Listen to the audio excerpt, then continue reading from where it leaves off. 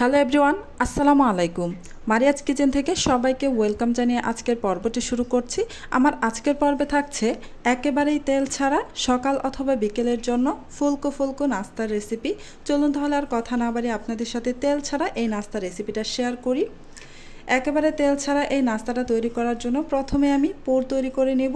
সেই জন্য প্রথমে চুলায় একটা কড়াই বসিয়ে এই কড়াইটায় হালকা একটু গরম করে তারপর এখানে আমি হাফ চা চামচ পরিমাণ কালো জিরা দিয়ে দিলাম। এই কালো জিরাটা একটু নেড়ে চেড়ে কিছুক্ষণ ভেজে নিব। কালো জিরাটা আমি কিছুক্ষণ ভেজে নিয়েছি। এবার আমি এতে দিয়ে দিব পেঁয়াজ কুচি, হাফ কাপের থেকে একটু বেশি পরিমাণে হবে।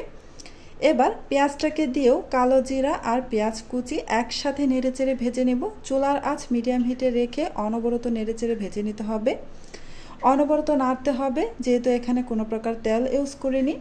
এই তো অনবরত নাড়াচাড়া করার পর দেখতেই পাচ্ছেন পেঁয়াজটা একটু ভাজা হয়ে গেছে। এই পর্যায়ে এসে এখানে আমি 1 চা চামচ পরিমাণ আদা রসুনের পেস্ট দিয়ে দিলাম।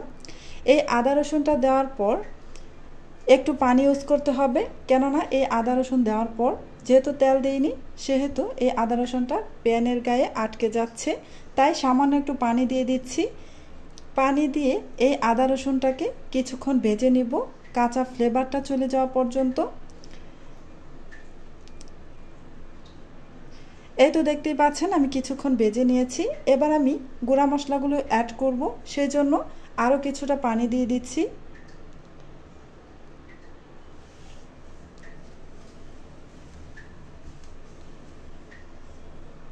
এবার আমি এখানে দিয়ে দিব প্রথমেই স্বাদ মতো লবণ,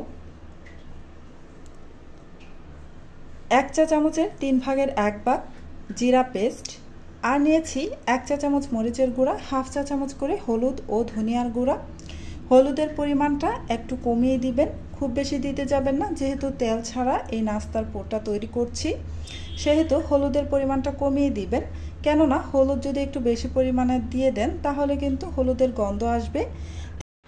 এবার ঢাকনা দিয়ে ঢেকে চুলার আঁচ মিডিয়াম হিটে রেখে কষিয়ে নিব। কিছুক্ষণ পর ঢাকনাটা খুলে নিয়েছি। আমি মাঝখানে একবার অফ ক্যামেরায় নেড়ে চেড়ে দিয়েছিলাম। খুব ভালোভাবে পেঁয়াজটাকে আমি কষিয়ে নিয়েছি।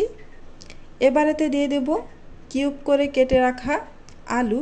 এখানে আমি মিডিয়াম সাইজের 2টি আলু ছোট ছোট কিউব করে কেটে নিয়েছি। এবার এই আলুটাকে সমস্ত কিছুর সাথে একটু নেড়েচেড়ে মিশিয়ে নিচ্ছি। এ পর্যায়ে কোনো পানি অ্যাড করব না, প্রথমে একটু আলুটাকে কষিয়ে নেব। তাই আবারও কিছুক্ষণ ঢাকনা দিয়ে ঢেকে আলুটাকে কষিয়ে নেব। কিছুক্ষণ পর ঢাকনাটা খুলে নিয়েছি। অফ ক্যামেরায় আমি আরও 2-1 বার নেড়েচেড়ে দিয়েছিলাম এই আলুটাকে। এই আলুটা বেশ ভালোভাবে কষানো হয়ে গেছে। এবার আমি এতে কিছুটা পানি দিয়ে দিচ্ছি, এই আলুটা যেন খুব ভালোভাবে সিদ্ধ হয়ে যায় সেই জন্য। এবার নেড়েচেড়ে দিয়ে আবারও ঢাকনা দিয়ে ঢেকে এই আলুটা পুরোপুরি সিদ্ধ হওয়া পর্যন্ত অপেক্ষা করছি। এই তো কিছুক্ষণ পর ঢাকনাটা খুলে নিলাম।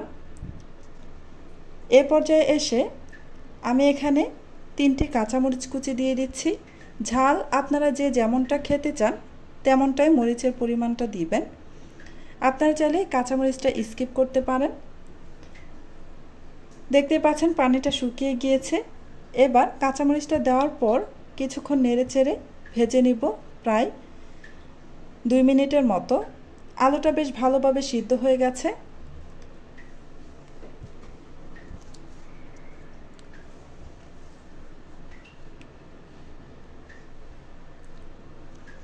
প্রায় 2 মিনিটের মতো আমি ভেজে নিয়েছি। পানিটা একদম শুকিয়ে গিয়েছে, আলুটাও সিদ্ধ হয়ে গেছে, পুরটা একদম রেডি। এবার আমি এই পুরটাকে নামিয়ে নিব। এইদিকে পুরটা একটু ঠান্ডা হতে থাক, ওইদিকে আমি নাস্তার ডোটা তৈরি করে নিব। সেই জন্য একটা মিক্সিং বোলে এখানে 1.5 কাপ পরিমাণ ময়দা নিয়ে নিয়েছি। আপনারা চাইলে এখানে আটাও ইউজ করতে পারেন।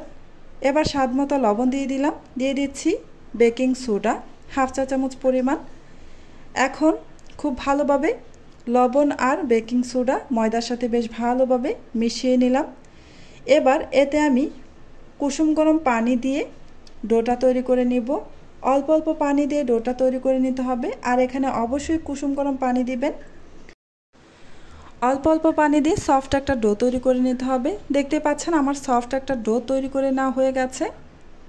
এবার আমি এই ডোটাকে ঢাকনা দিয়ে ঢেকে প্রায় 10 থেকে 12 মিনিটের মতো রেস্টে রেখে দিব। এই তো ফিরে আসলাম 10 থেকে 12 মিনিট পর।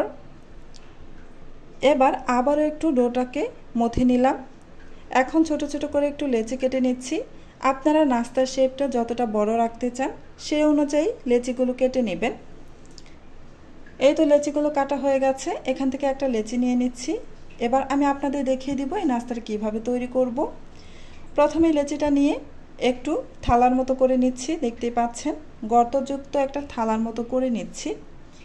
এবার হাতের তালুতে রেখে এর ভিতরে পুর দিয়ে দিব। আমি যে আলুর পুরটা রেডি করে রেখেছিলাম সেখান থেকে কিছুটা পুর দিয়ে এই তো মুখটাকে আমি সিল করে নিচ্ছি। দেখতেই পাচ্ছেন আমি কিভাবে সিল করে নিচ্ছি, একদমই সহজ। এবার উপর থেকে একটু চেপে চেপে দিয়ে এই নাস্তাটাকে একটু বড় করে নিব। এই যে দেখতে পাচ্ছেন এই নাস্তাটা যত সম্ভব পাতলা করে তৈরি করবেন। এতে করে নাস্তাগুলো ভাজার পর ফুলে উঠবে আর ভাজতেও খুব বেশি সময় লাগবে না, যেহেতু তেল ছাড়া ভাজবো। সবগুলোই বানিয়ে নিয়েছি। এবার চুলায় একটা প্যান বসিয়ে প্যানটাকে গরম করে তারপর এখানে একে একে কিছু নাস্তা দিয়ে দিচ্ছি। একদমই তেল দিইনি, একেবারে তেল ছাড়া নাস্তাটা তৈরি করতেছি। এই তো কিছু পরিমাণে নাস্তা আমি এখানে দিয়ে দিলাম।